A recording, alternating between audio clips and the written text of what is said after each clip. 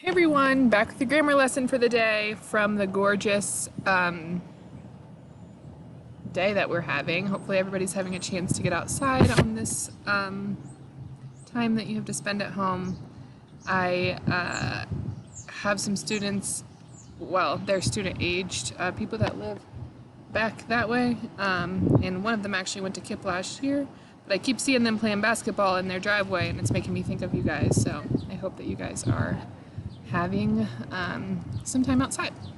So we're going to be working on verbs today, specifically transitive and intransitive verbs.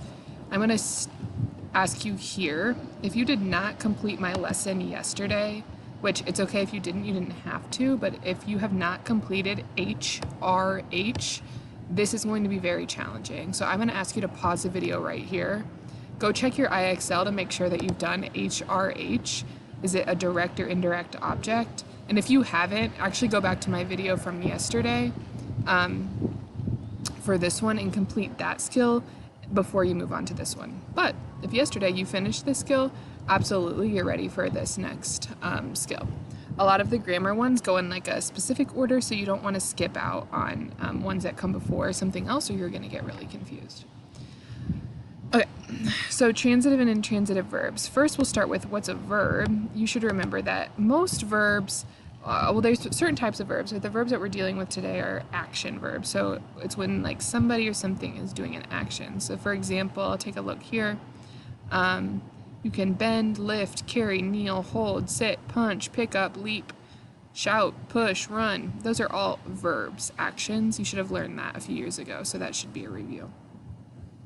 What's new for 7th grade is the difference between transitive and intransitive verbs. And the way that we figure out if it's transitive or intransitive is by asking ourselves, hey, does this sentence have a direct object in it? Before I move on for a review for direct object, let's just look at the word transitive. So think about in your head, what word do you recognize in transitive?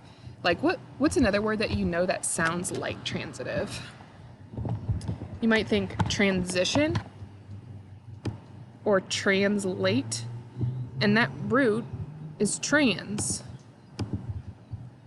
So I can tell that transitive has something to do with something like translate or transition, so it might have to do with like moving or keeping something together, linking something together. So that's exactly what it does in a sentence. Think about it, a transitive verb is one that it's linked to a direct object, so it has a direct object within the sentence. If it doesn't have a direct object in the sentence, then it's intransitive.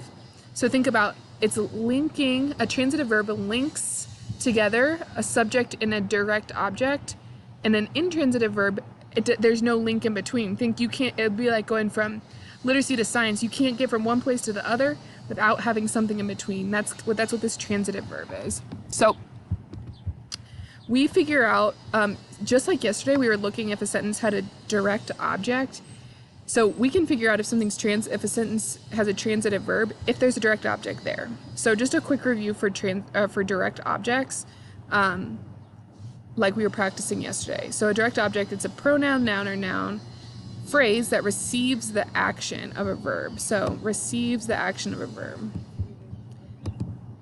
I would either have this section of the video pause when you're working, or write this down on a piece of paper, because these are some really good just like clues for how to find direct objects. So what you're going to do is ask what or whom is receiving the verb, and if there's nothing, then it's intransitive. If it's not there, then there's no direct object, then it will be an intransitive verb. So let's look at an example before we start.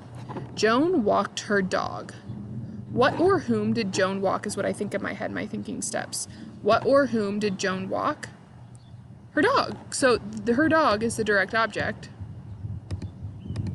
So there's a direct object there, which means it's a transitive verb. So the verb walked is transitive because it has a direct object, her dog. There's going to be some sentences that don't have direct objects. In that case, we'll put intransitive verb. Okay? So just those quick those thinking steps. What or whom did Joan walk her dog? So to make that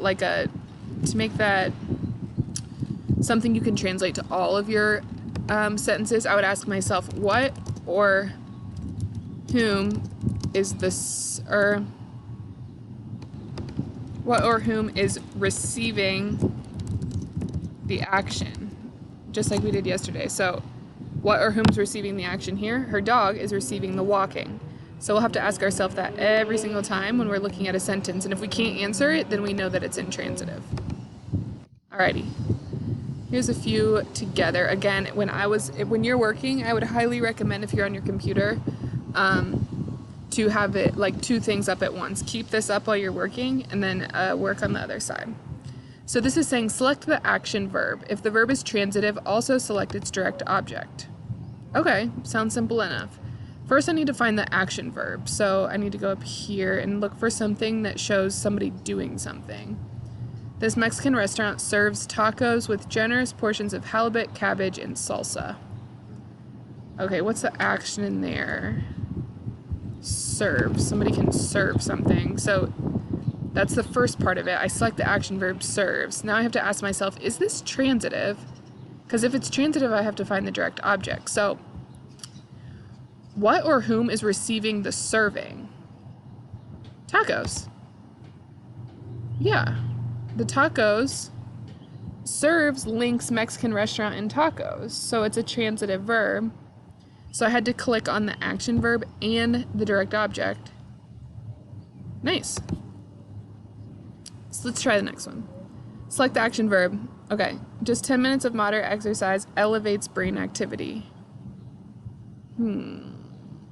Exercise is something that you do, but in this case they're talking about, that's kind of like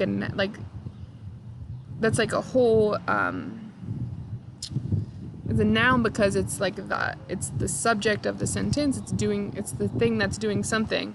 And what does it do? It elevates. So exercise is not actually the verb. Elevates is the action from the exercise. So exercise elevates. Elevates what? Brain activity. Elevates whom? No whom. But it does elevate brain activity. So there's the direct object, which means it's transitive. And let's carry on. All right, let's try one more together. Gotta find the verb again, and then figure out if it's transitive or not.